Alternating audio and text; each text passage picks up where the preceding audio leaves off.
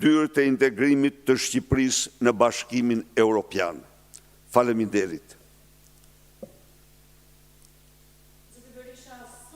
Mitën e diasporës, Edi Rama foli edhe për drejtësinë sipas tij të pavarur në Shqipëri, duke thënë se qeveria ishte ajo që i dha shpatën për një drejtësi të barabartë dhe sot askush nuk është mbi ligjin. Si komentoni këto deklarata që vijnë pikërisht pasi qeveria socialiste me fuqinë e kartonëve në kuvent u bë bllokadë drejtësisë për Belinda Ballukun? Faleminderit. Edi Rama në mediat ndërkombëtare është bërë barsolet tani, siç mund ta keni parë ju, citimet që i bëjnë. Por unë po citoj vetëm se dje ai deklaroi se shpata e drejtësisë është në zyrën time. Tani ta kuptojnë mirë shqiptarët dhe partnerët tanë se çfarë drejtësie ka Shqipëria. Së dyti, ai është bërë famzi.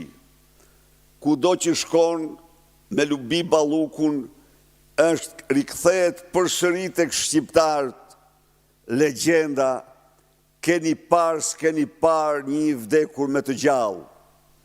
Ata shkojnë si një binom hajdutësh të cilët i garantoj se shpejt do të marrin vendin e merituar nga qytetarët shqiptarë.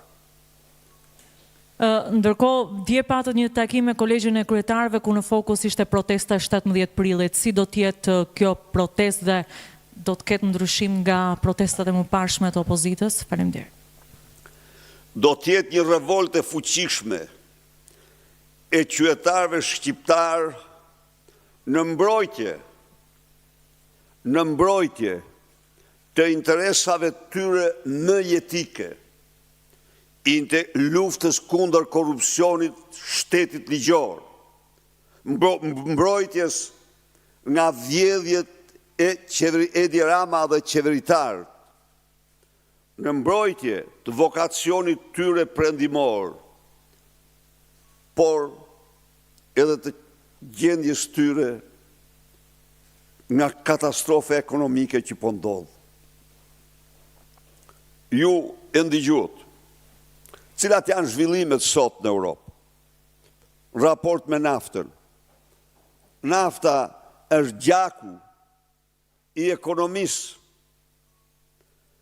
dhe është materia me ndikim më të fuqishëm, jo vetëm në industri, jo vetëm në ata që kanë makina, por të gjithë ata që ushqehen, të gjithë ata që blejnë dyqane, të gjithë ata që ecin, që përdorin transportin, që lëvizin,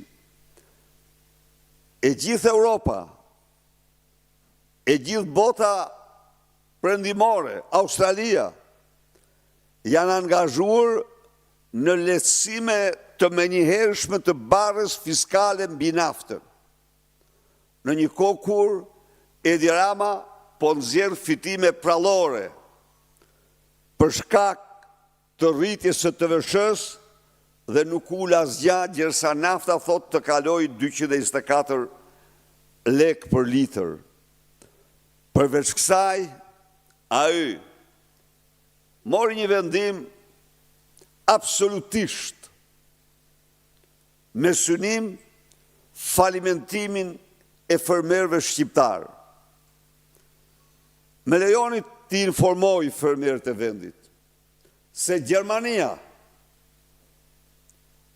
në një akt para 3 ditësh vendosi të dyfishoj subvencionin e naftës për fermerët.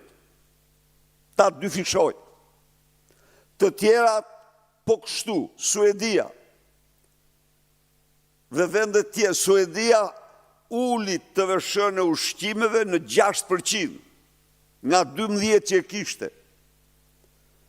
Për shkak të këtyre çmimeve, kurse Edi Rama hoqi subvencionimin për fermerë shqiptar dhe shkoi në patcipsin më të madhe. U deklaroi 2 metra gënjeshtar, u deklaroi se Europa nuk e përdor më subvencionin. Edhe njerë u them fermerëve shqiptar se nuk ka asnjë vend në vendet anëtare të Bashkimit Evropian apo që negociojnë, të cilat nuk japin subvencion për naftën për fermerët. Mundit nëse keni një koment për ftesën që Edi Rama i bëri sot emigrantëve që të kthehen në Shqipëri për paketën e malave. Për tekstin? Për ftesën që Edi Rama ju bëri emigrantëve që të kthehen në Shqipëri për paketën e malave.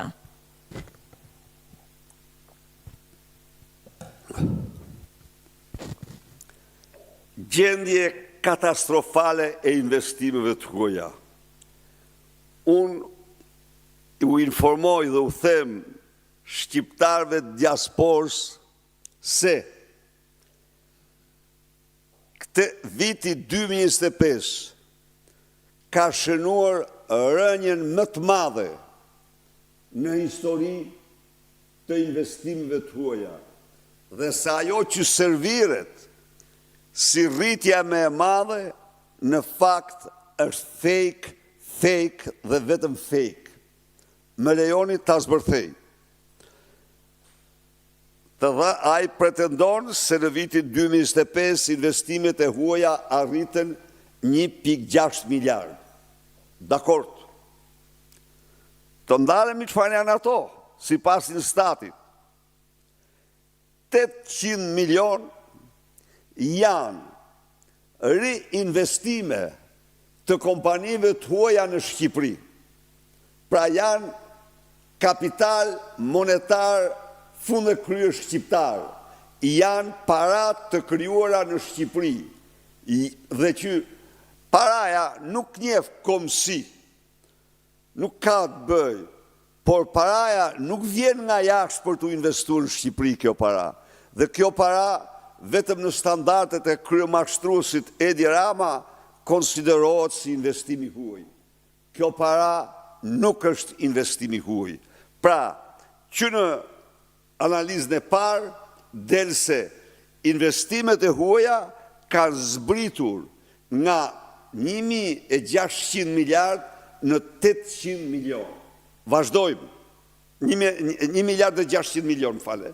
Vazhdojmë më tutje. Çfarë ndodh me 800 milion të tjera investime? Me 800 milion të tjera investime, 32% e tyre janë blerje apartamentesh, rekatesh nga shqiptarët jashtë vendi në Shqipëri. Pra, shifti kullat, të gjitha katet në tërësi pa drita.